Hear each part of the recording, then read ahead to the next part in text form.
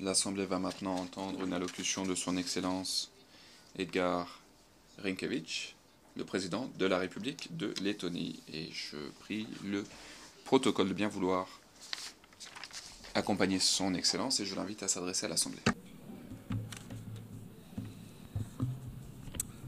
Madame President, Madame la Présidente, Excellence, Mesdames et Messieurs, tout d'abord, je souhaiterais féliciter son Excellence, Madame Baerbock, d'avoir assumé la présidence de la 80e session de l'Assemblée générale. Vous pouvez compter sur le plein soutien de ma délégation. La Lettonie estime que nous sommes meilleurs ensemble pour promouvoir la paix, le développement et faire respecter les droits humains. À l'occasion de cette allocution sur cette scène mondiale, je souhaiterais féliciter l'ONU à l'occasion de ce 80e anniversaire. Cela fait 8 décennies que nous travaillons ensemble pour bâtir un monde plus juste, plus pacifique, un monde meilleur. Cette tâche n'a jamais été aisée, mais il est de notre devoir de continuer à travailler avec détermination et de faire de notre mieux. Je souhaiterais au nom de la Lettonie remercier l'ONU et remercier les États membres pour le soutien qui nous a été apporté dans le cadre de notre candidature au Conseil de sécurité. Nous allons entamer ce mandat l'année prochaine. Ce sera notre premier mandat. Et nous allons assumer cette responsabilité avec un sens du devoir profond. Nous ferons preuve d'intégrité, nous travaillerons dans la transparence et nous réitérerons notre engagement en faveur des principes de l'ONU. La Lettonie est ravie de pouvoir servir au sein du Conseil de sécurité pour le bien des populations du monde. Et nous nous battrons pour la paix et la résilience. Nous avons 3 priorités pour le Conseil de sécurité. Premièrement, protéger l'ordre international qui repose sur des règles. Deuxièmement, plaider en faveur du programme Femmes, Paix et Sécurité. Et protéger les points les plus vulnérables de la population. Troisièmement, trouver des solutions pour combattre les menaces sécuritaires émergentes, notamment le changement climatique, les menaces hybrides et les défis relatifs à l'intelligence artificielle. Excellences, Mesdames et Messieurs, le monde traverse une période troublée. Au vu et au su de tous, nous assistons à des tentatives qui visent à affaiblir ou à détruire l'ordre international reposant sur des règles.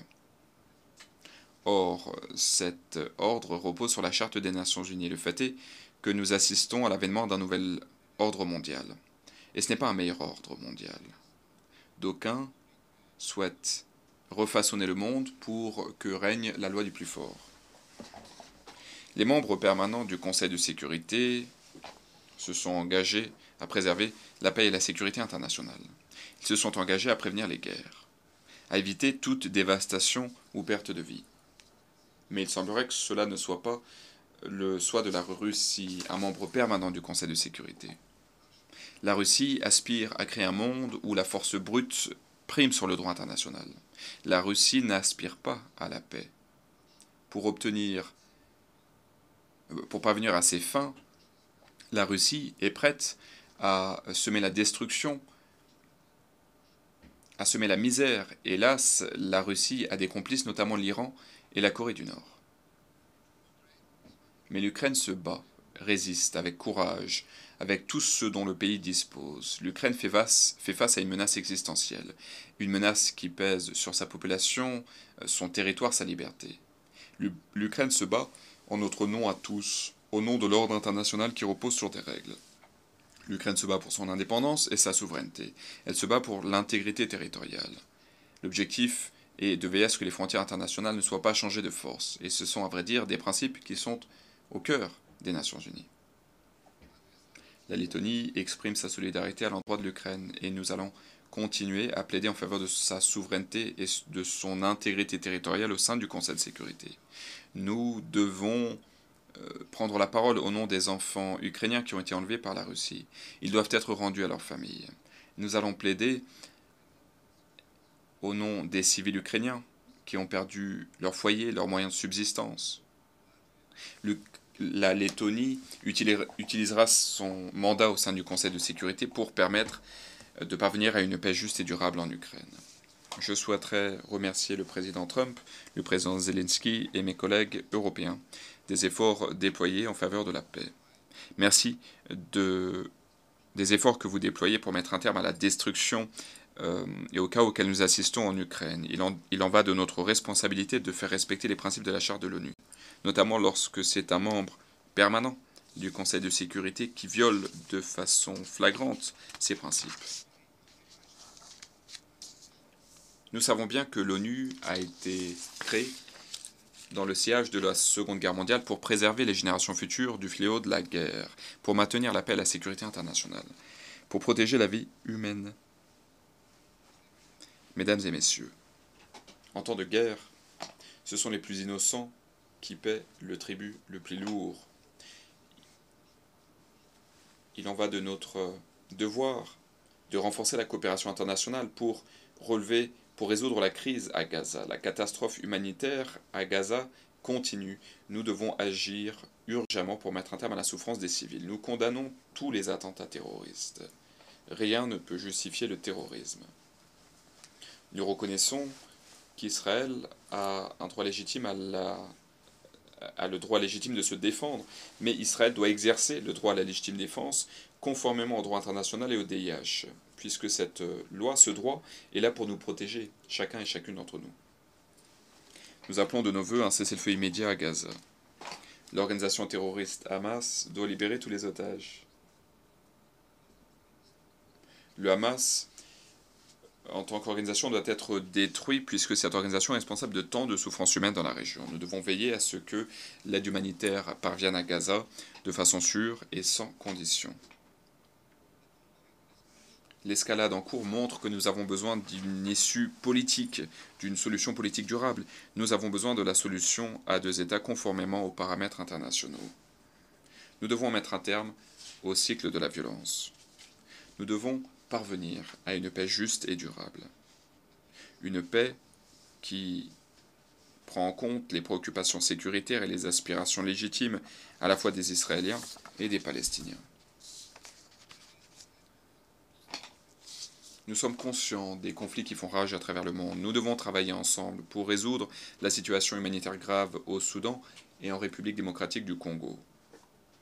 Nous ne détournerons pas le regard lorsque les crises surviennent. En tant que membres du Conseil de sécurité, nous exhorterons la communauté internationale à agir collectivement et à faciliter l'acheminement de l'aide humanitaire, afin de mettre un terme à la souffrance humaine. Excellences, Mesdames et Messieurs, nous devons faire tout ce qui est en notre pouvoir pour protéger les pans les plus vulnérables de la population, notamment les femmes et les enfants. Les femmes et les filles sont touchées de façon disproportionnée en temps de guerre. En tant que communauté internationale, nous avons une responsabilité, protéger les droits des femmes et des filles. Nous devons les autonomiser. Nous devons veiller à ce que ils aient voix au chapitre pendant les négociations de paix. La déportation forcée des enfants ukrainiens en Russie nous choque profondément. L'ONU doit faire davantage. L'ONU doit faire bien plus. Nous ferons tout ce que nous pourrons pour permettre à ces enfants de rentrer chez eux, Madame la Présidente. Il n'y a pas que la guerre traditionnelle qui menace la paix, la sécurité et la stabilité.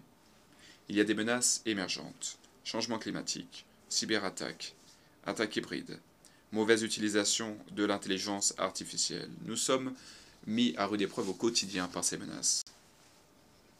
Le monde moderne est connecté de façon presque inimaginable. Aujourd'hui, beaucoup de pays font face à de plus en plus d'attaques hybrides, et c'est le cas de la Lettonie.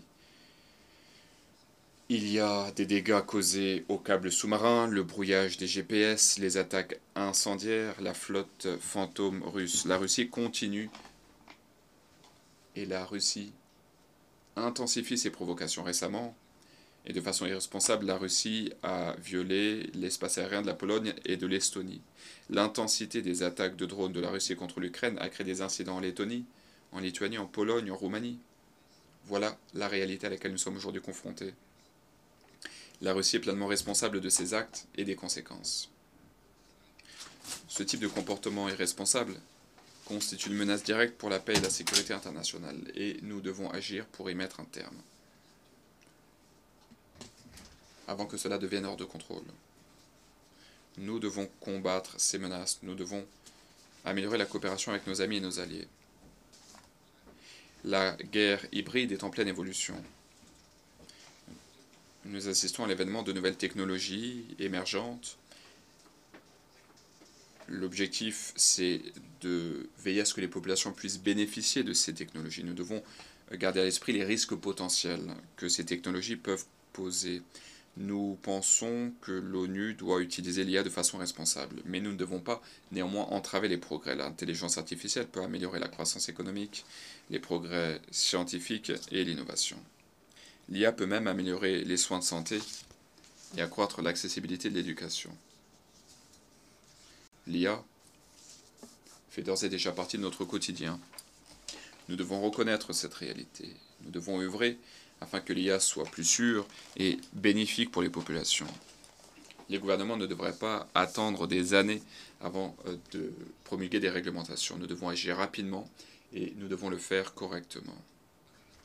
En tant que membre responsable des Nations Unies, en tant que futur membre du Conseil de sécurité, la Lettonie est prête à travailler avec ses partenaires pour relever tous ces défis.